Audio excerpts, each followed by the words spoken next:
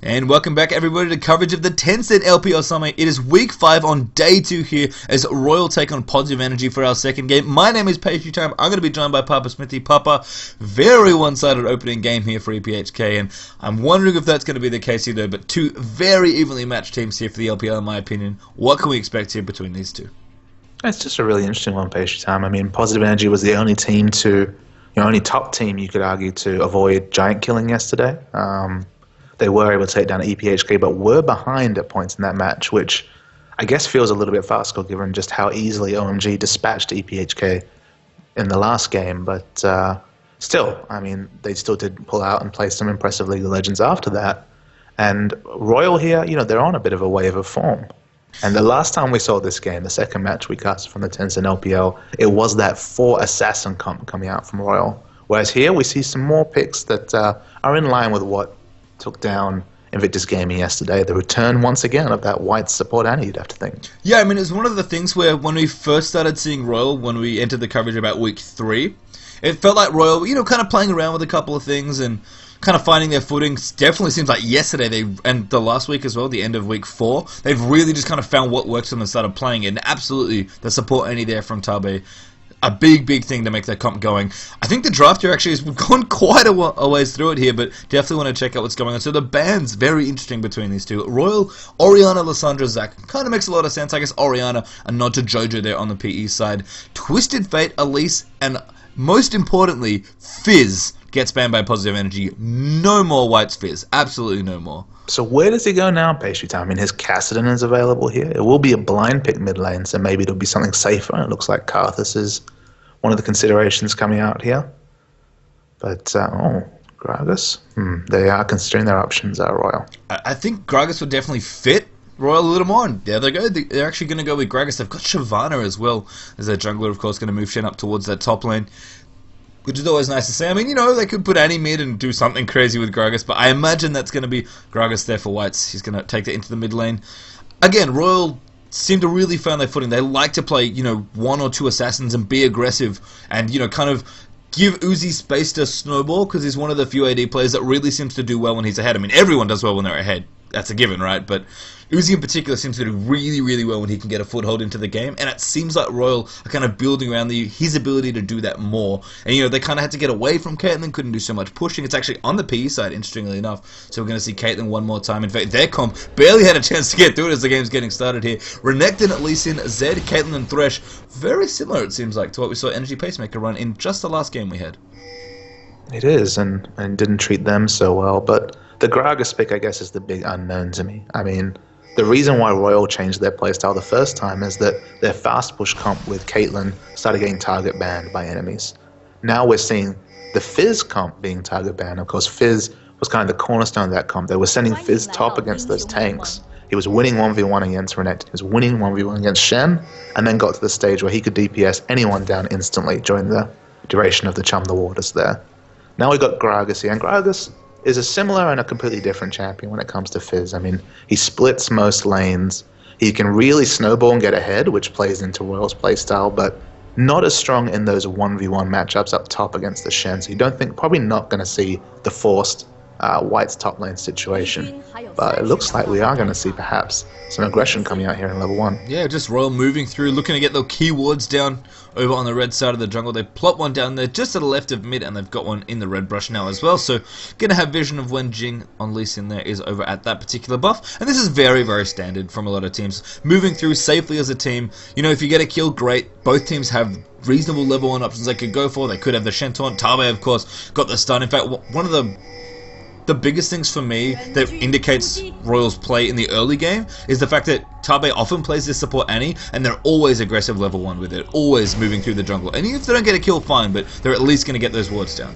I mean, an AoE stun at level 1 is definitely the indication of a strong level 1 comp, and it serves them so well. I mean, Shen could potentially level that taunt first, but of course that decreases his ability to trade very early in lane. So, I mean, Tabe loses nothing from taking W at level 1, so it just gives him so much control. Yeah, and even, when they move down towards the lane, having that stun there, also nice as well. Looks like Jing here, finishing up his blue now. Buff spawned a few seconds ago there, and actually gonna move into the mid here for everyone, apparently. All of Positive Energy want to have a party, apparently. I mean, Uzi's here in the mid, maybe tipping the hand a little there. In fact, we're having an aggressive invade with Annie and Shyvana right now. They're moving through. Gragas is moving up as well. I have no idea what's going on, by the way. But Royal apparently are four-manning a red buff at level 2, and there it's gone. It's done. It's absolutely done. In fact, Jingy going to get caught out as well. Great stun there from Tabe, and that's going to be a quick kill there for Whites. And I have not seen invades this aggressive since old school Gambit Gaming, back when they were Moscow 5. That was insane. And that early red rush ward, the early red ward serves a dual purpose. The one thing you can say is that, of course, Lee Sin's gank pressure goes through the roof when he picks that up. He obviously has a kit that allows him great mobility and ganking at level 3 when he has an ability, a point in all abilities. But of course, red buff obviously adds damage and extra slow to that, so it makes it more potent. So the one thing you do when you ward the level 1, see more trade damage coming down the bottom. Godlike getting a little low, but Jojo has to be careful. There's so many minions there in that wave. Did not calculate that trade properly, but thankfully not going to get chased out there by Shen. In fact, Godlike maybe thinking about going deep. He finds the flash taunt, and there's the Vorpal Blade under turret for the kill. Very, very impressive there from Godlike, and that was a miscalculation entirely of that minion wave from Jojo. And we normally expect the flash taunt to make those amazing late game plays, but even in lane Pastry Town, apparently it's still very potent. Yep, Thresh are looking for a hook as well. Positive Energy actually pressuring mid here with Thresh Caitlyn, so really going to bully down this Gragas. And kind of unlike Blitz Caitlyn, which we've seen a little bit of, so not Blitz Caitlyn, Blitz AD carry. I guess never Caitlyn, that would be a little awkward. But Blitz lanes? Yes, we've seen Blitz lanes, Blitz duo lanes mid, and it's kind of interesting because they can do a lot of pressure and they've got lots of kill potential in the 2v1 situation, but they feel like they can't push as well. Thresh has absolutely both of those things in spades. He can use his range auto attack, he even gets extra AD if he levels a Flay as well with those souls being collected, sorry. So they can really pressure turrets and they've got kill potential. And now Uzi in the top lane. Gonna look for K9's Venom Cast, forces a flash out there from K9's. And apparently Royal, they've found their stride. They love being aggressive. Even that Blitzcrank mid, I mean, we saw in the Oceanic Championships we were casting the strength of having a roaming Blitzcrank mid, and that I can understand. It gives you so much buff control with the ability to hook them, but we've actually seen more Blitzcrank bottom lane, which to me is kind of in a 2v1 situation, just a bit of a, it's just one of those things where you're just admitting that you're okay with that. It doesn't really force anything. It doesn't create anything like the Blitzcrank mid might do. Yeah, and as you see, Lucky just forced a flash up there and towards the top lane. Again, trying to continue to be aggressive here towards the top side of the map. Going to group up actually as 3v1, potentially Jing walking away from the top lane. Renekton's already gone back to the shop as well. Needs a few more items here. This top tower actually could fall quite quickly here. Positive Energy would be immediately on the back foot up against Royal. In fact, it is going to go down here. Uzi even walking forward, maybe looking to proxy this wave up. Actually just denying here for Royals, with them making sure they lose Renekton as much CS as possible. Know the tower's going to go down. There's a big stack of minions here as well. Twitch is actually going to do a little bit of proxying there as well. And there it goes. First turret of the game for Royal at 5.5 minutes. And Shyvana, we've talked about her damage ganks, how well she follows up a strong CC laner. We've neglected the fact that with that burnout, she effectively mirrors Nasus in terms of being able to help with early pushes. She might not give that AoE armor penetration that makes the Spirit Fire so strong, but they push down a turret very fast with AoEing down waves, and then of course she has the auto attack reset on her Q. Yeah, and just that little bit of pressure from the top lane. But that served them well before, as converted very, very nicely into an early tower here. Be interesting to see if Royal move some of their champions around now to different lanes. In fact, it looks like Twitch Annie is going to head bottom lane now. And one of the nice things I actually really like about this swap, in particular with Twitch and Annie, is that you kind of expect to move through lanes and maybe get some dragon control, maybe take dragon. I really like the fact that they can actually literally ambush Jojo in the bottom lane. And that's kind of a scary ganking team. If Shen Taunt comes through, then the Annie stun, plus just Twitch ambushing on top of you, that could potentially create a kill. And that's not something you usually see in your general dual lane transitions to the other lane. I just want to commend Royal on being on the front foot in multiple cases in this game, as we see them starting to go on the dragon here. They had aggressive wards down that got them a kill and an extra buff. They gave the blue buff to Whites with the view that, okay, it is Gragas in a 1v2 against the longest range AD carry in the early lane, in Caitlyn, of course Thresh, so a very high pressure matchup for a melee champion or a glorified melee champion in Gragas. And I'll expand further, but I think shenanigans are coming down. It looks like a dive is coming. Uzi there with the ambush actually finds a slow. And there's the living shadow. An immediate stun there. And there's the cast for Gragas. An easy clean up there for Uzi, who picks it up on Twitch. Royal could even turn this into a 4-man push down the bottom as well. You can see Godlike's actually moving up towards the top lane to move Canines out of the top lane. Oh my goodness, not even doing it. They're actually taking blue buff. The other two. There we are. There's blue going over to Lucky, who smites it off. I mean, don't quite want to convert here, actually moving towards mid. The other two there is Tabe and Lucky go to defend off that push, but a lot of pressure here for Royal early on, and again, kind of using the convenient movement around the map very, very effectively. I mean, you say convenient, but it's been effortful, right? Having that ward down the enemy red opened up a kill and, increased jungle pressure, giving the blue buff in mid held off. I mean, Gragas can't clear waves with his Q till level 9. I mean, that's a long way into the laning phase. Against a Caitlyn, that's going to be super painful, especially in this 3.9 patch where you'd expect Caitlyn to DPS down a melee champion's turret in no time at all. But giving him the blue buff, it equalized that lane a bit. That Shyvana 3v1 top got them that turret, they've converted that into an enemy blue buff, a turret dive, a dragon. This is all Royal playing on the front foot, playing intelligently. And it's great to see. Oh, great double stun from Tabe there as well. White's wishing he had his ultimate backup, but wasn't quite there yet. And Name and Stick are going to have to get out of there. Uzi did take out the bottom turret there as well, so plenty of pressure coming out here. 3,500 gold already the lead here for Royal, and crucially, of course, those 2 turrets. I mean, having 3 kills on the board and 2 turrets down is kind of good maths in terms of wanting to get kills and then taking objectives. We see kind of teams every now and then as White's going to get hooked up here, but just a little bit of damage. Doesn't walk on a Yordle snap trap, so should be okay. Although the tower a little low in mid, so maybe going to surviving till 9 minutes though, very, very respectable for a Gragas in that lane. And again, like the Royal we saw in this reverse matchup 2 weeks ago or so now, they tried the 4 assassins. It was very gimmicky and they kind of got caught out by positive energy. The Royal today playing from the front. Absolutely. Here now, White's going to look for the ultimate, finds it on the Sticker. Great moves there. Now the stun comes on. The Dragon's descent over the top in there as well. The box activated there, but pretty much to no avail as Sticker does go down there on that Thresh. And now Royal looking to take the last turret they really, really want here. And of course, it's the outer mid turret. We talk about how important it is. Burn up for Shyvana. Going to cleave one of those minions with ease. But Jing looking to kick back. He actually finds Uzi. The death mark will obliterate that Twitch as he goes down to Jojo. And Royal there, a little bit of pep taken out of the step. A lot of their damage actually. 2 melees and an Annie left to try and push down that turret, so it looks like they're going to move away from that one here as Name and Jojo going to able to defend that one off. I think the ward jump there keeps the turret up, you'd have to say, page 2 times, so lovely Lee Sin mechanics coming down there from Jing. I think so too, but to extend on what you were kind of talking about earlier, how Royal had their 4 assassin comp and then kind of didn't do too well, I think they've taken the best elements of that comp and identified how they like to play and really just refined it to a point where it looks really, really good now. I mean, their play this game has almost been textbook, right? It's been, boom, we'll do this, boom, we'll invade their jungle, boom, we'll take top turret, boom, we'll take it into a dragon and a buff steal, and we'll even get a turret dive. Like, that's such calculated play that, I mean, Royal couldn't have been further away from that in their execution of that 4 assassin comp a couple of weeks ago. Yeah, and I think it's nice that they're kind of like, okay, this is what we like to do. How do we do it not terribly, basically? And I think this is a product of a lot of refinement, a lot of practice on their part, and a lot of thinking. And that's one of the great things about a league format is that the teams play over and over. I mean, we started in week 3, bit of sloppy play here and there. We mentioned Royal here, Stand United for Lucky going to come through. We're going to try and make it happen, but a good move back there. I think Flay happened to move that Shyvana out of the way. So no stage now, but a great ult there from White. Absolutely on top of the damage there on Sika as Godlike's going to pick up that kill. Now Uzi's going to join the mix.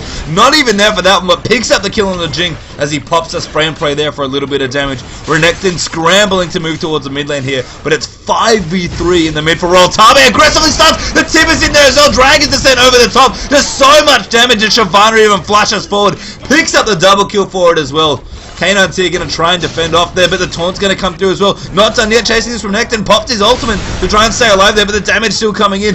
People tanking maybe a few too many turret hits there, but everyone from Royal gets out. They'd love this mid turret if they could get it. It would be a tragedy if that wasn't the case, but Uzi's proxying the way between the turrets there around the side, and that's going to be a very easy out of turret after all their hard work. And the exciting thing for Royal fans is that they've timed their run to perfection. If they win this game and go 8-6, a win here will take them to 8-6. They're outright second, and this is with both World Elite and Invictus Game and the other teams at 7-6 to play. But they're outright third in the LPL, which, coming from behind, coming from a sub 50% win rate, with just this well-timed wins and this great play, it just serves them well for this latter half of the LPL summer. And that goes back to what I was saying about how great league play is for that reason. You play, the same teams play each other over and over again in an environment, you know, we started in week 3, Royal didn't look this great week 3. 2 weeks later, I mean, not even just Royal, every team yesterday looked like a new team practically, and it's so awesome to see just how the teams take what they learn week in, week out, having to play against such good teams in their region, you know, every single weekend, and just the play gets better and better. And at this point, you know, at week 3 we maybe could have called each match at that point, being like, okay, from what we know about the scene, it seems like these teams should win when they play each other, but right now, it's almost anyone's game in the LPL. Oh, good grab onto Lucky as well. They're going to maybe follow up here, Shyvana. Going to get crippled up by that Lee Sin, but there's another great, oh, poor Sticker, can never catch a break there. And Whites, one more time, is proving why he's just such a great assassin player. And probably the sleekest thing of that whole engage, and it might have gone unnoticed, and it might seem small at this point, was that Lucky stole that blue buff. He still has his smite available, so he actually stole it, I believe, with his Q. So they can even have the security of knowing the smite is up for this dragon. Yeah, and they'll happily take that dragon away as well. I mean, you said, you know, the execution is amazing. This play is incredibly precise from Royal. Just absolutely, completely over this map. I mean, you said it, they seem to kind of come in with a plan, and everything has gone swimmingly so far for Royal. Positive energy. No slouches of a team have looked great in the last few weeks, especially of the LPL. Significantly behind you by, to the tune of about 6,000 gold.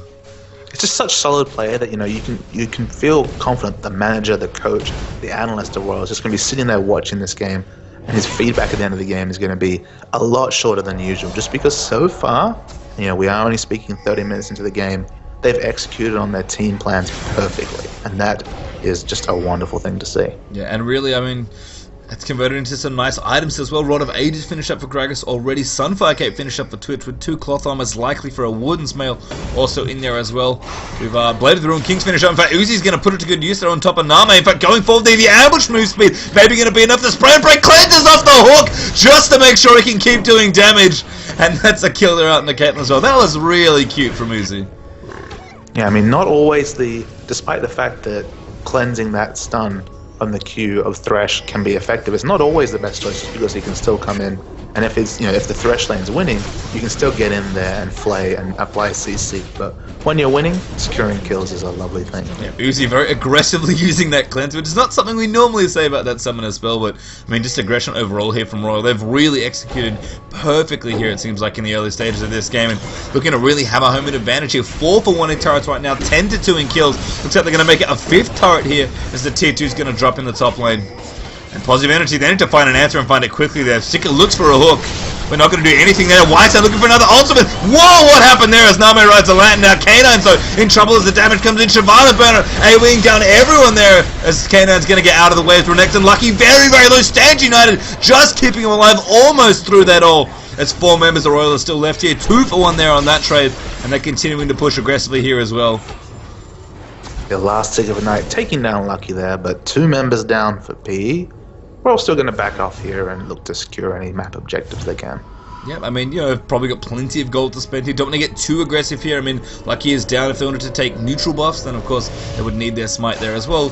And just in general, probably going to go back and spend some gold there. I can see Zeal on Twitch being picked up here as well. Looks like I had extra giant spells up on Shen now, so yeah, and Ninja Tabe, sorry, was what he used his other cloth armor for. He's only got 1 right now. I have to say, one of the interesting things about the way Tabe plays support Annie specifically, as I'm kind of going through items, he never really seems to buy too much in the way of items. No, I mean, the first time we saw support Annie, I believe it might have been a losing affair. He did get some early Doran's rings. He might have picked up a kill. It might have been a snowball choice, but just been sitting on just the sight zone, the walls, relying on the base damages there, which I think is just fine. Doran's rings for a bit more presence in maybe a lane that you'd expect to lose or go even in, I can understand, but now just the boots and mobility complementing the Sightstone here. That's all support needs. Yeah, now Sicko again in trouble there. Blade of the Ruin King going to come through. Can't landing yourself out there. And Uzi going to pick up another kill there. I mean, Twitch Gragas at this point, just picking up people wherever they can. I mean, White is liberally throwing out that ultimate, and why wouldn't you as Gragas with a blue buff now as well? And Uzi, of course, we've seen it time and time again from Twitchers, but when they get their Blade of the Ruin King in their head, they love to be aggressive. And we just see now kind of the converse of what we expected last game. Last game we expected the Caitlyn to pick up a Bloodthirster for sieging, you know, as an offensive choice. This is kind of an emergency Bloodthirster here. They're not in a position to siege. They just wanted to finish an item and have a bit of lifesteal to back it up. Maybe make the wave clear a little bit better there. Tabe off to the side. ready to flash over those trees. Potentially throw down the Tibbers, but Royal take that other turret. PE give it up there. They really didn't want to contest for that tier 2. In fact, with Oracles here, Royal could maybe think about rushing towards Baron, which would be quite a scary thought here for positive energy. But instead, going to rotate through the mid, maybe just clear out some more waves. And really, at this point, the map is absolutely theirs. I mean, Tabe kind of caught off to the side there. Jing doesn't quite want to follow up there, and Lee Sin, because of course the rest of Royal are just hanging out in mid lane. And positive energy forced back towards their base at this point, really going to be stuck in the lower third of the map. But I think Royal are actually going to attempt the Baron hit. Nope, never mind. They tricked me. They're just going to back off and spend some more money. The Baron damage is actually pretty low. I mean, Shyvana does consistent damage, the 30% bonus with her Q auto attack resets is something, but it's only Twitch here that has strong Baron damage. Burst damage from Gragas, not so useful against that giant purple snake. Tabe here gonna get hooked up as well. There's a flay back in there. Looks like the Canines rides in as well. Renekton and Tabe in trouble as Tibbers goes down. And Annie there. Not good news for Royal. In fact, Lucky just getting out with Dragon Center. There's a flash over for Renekton. Gonna try and clean up the Shyvana. Ace in the hole as well. Not quite going to get it done. Shyvana actually pretty tanky. Now Jing going to get moved into spray and pray. The damage through there as well. Twitch with a double kill actually. As Zed finally picks up Shyvana. Uzi tries to cleanse off that stun but doesn't quite time it correctly. But White's going to come through as well. He'll stand his ground. Doesn't quite get the kill. Although picks it up there as Jojo comes through. Now the Sage United in as well. A nice lantern out there as White's still looking for a couple more there. I mean, Sika there with a few nice lanterns there, one aggressively, one defensively to get them out there. A great flay on the body slam there as well, and a nice flash there to make sure he gets away. So great thresh mechanics there from Sika. And unfortunately for Royal, the Oracles ran out for Shyvana and they were sitting on top of a ward for about 25 seconds. So positive energy take a kill there opportunistically where they can, but still kind of trade even there. And that's bad news for positive energy fans. Royal still looking very strong. Yeah, an even trade with such a strong pick there. Not ideal for positive energy, but doesn't put them any further behind, which is something that you should take into account. No, I mean, gives them a goal that they want to have, of course. I mean, Royal at this point can't get too much further ahead. They're already very, very far ahead in this game. So P will take the trades there as they come, but definitely move them off Baron as well if that was their plan, which was very sneaky there of Royal. But still at this point, looking good. The gold lead, not quite super massive. 8,000's pretty significant at 19.5 minutes, but I mean, it's not the 10,000 yet. That's always the dreaded number that we look at, looking at how far ahead teams are. Sika here with some nice pink ward coverage. Going to clear out wards where he can. Looks like Oracles might be back up here for Royal as well. Dragon goes down there as Royal continue to pick up global gold here. And I mean, positive energy at this point, Papa, what can they really do? I mean, it's the second game in a row now where we've seen Zed, who wants to be split pushing and pressuring other lanes, just does not have any opportunity to do that at all. Well, they're lost with they're kind of resigned at this point to have this teamfight comp that isn't a teamfight comp, it's more of a comp around split pushing, once again, as we see with the Caitlyn pick, with the Zed and Caitlyn. And when you're this far behind, that's not an option. So they're kind of looking for a pick much similar to the one they got before, but even that almost ideal scenario only bought them a 3-for-3. Lucky is back with the Oracles now as well, able to clear out wards so efficiently as Shyvana. In fact, they're going to start a fighting. Great Tibbers though from Tabe. Jojo tries to get in there. The ult followed up for Gragas in there as well. And they're going to chase down that Zed. He will fall down. Lucky, little too far forward. Their Canaans are trying to get out of the way. Godlike round the side. They're taunts up on a 2 people there. Now Sika going to pay the price as he goes down. And Lee Sin picked up Shyvana, but a 3-for-1 trade there for Royal. And just continue to pile on the kills. And now going to pressure the mid inhibitor. Yeah, Renekton popping so fast there, which is super scary as a positive energy fan. Yeah, used his ultimate, has Sunfire Cape, Warden's Mail, Ninja Tabe, Doran Shield, and just got destroyed there. I mean, Jing around the back, gonna try and do something, maybe just run some distraction here. Hope Royal get off the tower, but not gonna happen this time around. The mid inhibitor turret goes down. The mid inhibitor itself should be falling in short order. And Royal now 10,000 plus gold in the lead here. And you can tell Royal's mindset is to finish this game and finish it soon. Not necessarily because they're outcomped in any way. They actually probably win the late game team fights. But you see a blue elixir's been chucked by Whites here on the Gragas. A chain vest coming out as third item from Twitch here just for a bit of extra survivability. I mean, Gragas is at his strongest point here. He's in the mid game. He's got a very nice chunk of AP, probably around 350 to 400 AP here with those very high ratios on his Q and R.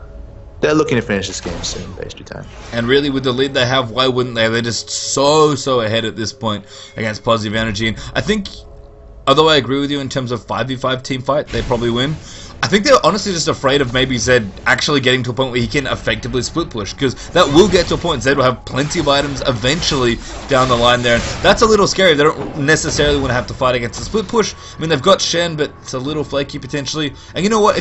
What kill potential does he really have against a Sunfire Cape and Randuin's Omen Shen? Like, that Shen is a beefy man. Well, right now, absolutely nothing. Towards the later stages of the game, maybe Zed becomes more of a threat, and I don't think Royal are looking to take that chance at all.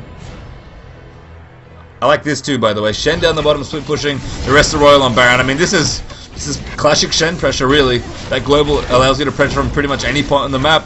And there's two people down the bottom trying to answer him. This is exactly what Royal want here. I mean, Sika could maybe find a steal. In fact, Stampede out activated there. Gets stopped there by Ruthless Predator. Now he's forced to taunt there as the Gragas ult comes in. Sika, though, in the mixer. And Name picks up Tabu there, which isn't too bad. The Baron pretty low there, but actually picked up by Twitch there. As Uzi's going to do enough damage. Jing there looking to maybe get the steal done. He ends up feeding the double kill over to Twitch instead. Godlike still alive, by the way. Happily 1v2ing here. Neither member from Positive Energy can get the kill. The red buff there on Shen as well. Slowly but surely, just slowing Kane to absolute pieces right now. I mean, Renekton, he's going to try there. He dices out of the way after a stun from his W. But I mean, still Godlike's going to chase in there. He's happily chasing two people that tried to kill him only seconds earlier. And of course, that Baron buff's going to make a difference here as well. It was just a mistake coming out from Positive Energy to send two members to stop a Shen, though. They didn't have the wall coverage around Baron. I mean, Shen can still throw a shield down, so it's going to be a 4v3 with, at this point, a 550 damage shield coming out from the Shen, whether you stop that board or not. So, again, Shen forces false choices, Shen forces bad engages in bad spots, and unfortunately Positive Energy worked their way into one right there. Yeah, I mean, all the aggression from Royal really paying off. And you can tell they just want to close out this game, and they're doing so very soundly here. I mean, it's one thing to know how to get ahead in the early game. It's another thing entirely to close out games decisively. And Royal, a team that you said maybe a couple weeks ago, look a little scattered with their team comps, with their playing very, very precise League of Legends here. And it's scary. I mean, they're channeling OMG the last few times I've seen them play, and this is the absolute scariest I think I've ever seen them. And they've shown now that they have two winning comps, and the Fizz comp with the pressure of the top Fizz, it has to be banned out this game. They've shown the pressure of their push comp, that was a target ban before, now just not being put into practice. It was available here, Caitlyn wasn't available pick, so who's to know what else they have to cook up in this LPL pastry time. You know what, I'm curious, if teams start banning Annie against Royal, I think Ataba would be very impressed to have a target ban all to himself, but every time he plays this Annie, he's looked very, very good, even though I guess the first few times didn't look as great. The last few weeks he's looked terrifying. It just offers so much. I mean, an AoE stun and then AoE magic damage followed up. And the Tibbers, it works offensively and defensively. Hell, you can even use it to siege just because it tanks so many turrets. Sick of looking there. Another good AoE stun on the Tibbers. The damage just coming in there as K9's solo Uzi actually popped over the top by Jing, going in there happy there just to clean up people where he can. And that may have been a mistake. I mean, Lee Sin and Zed dived on top of that Twitch, and the result was a 5-0 win there for Royal in that team fight. Just far too far ahead here in this one. That's going to be the push down effect. Positive Energy not even interested in letting the Nexus for themselves. They're going to surrender. And GG World played to Royal pastry time. As I was saying throughout the cast here, they just had so many layers to their early game strategy, hit all of them, and just looked dominant against Positive Energy, putting themselves to 8-6. Positive Energy slipping a bit, 10-4 now after that win. Still 2 games clear of their opponents here, Royal, but Royal are riding a rave of momentum. They really, really are, and of course, I mean, that's a game where really you'd love to just go back and watch the first 10 minutes in great detail over and over again. And our viewers can. You absolutely can. Head over to youtube.com/lolchamps so you can check out this game again, or any of the other games here from Week 5, Weeks 3, and 4, where we've got coverage all the way through there for you for the Tencent LPL Summer. More games coming up, of course. We're not quite done here. Halfway through Week 5, Day 2 of the Tencent LPL Summer. We'll be back shortly.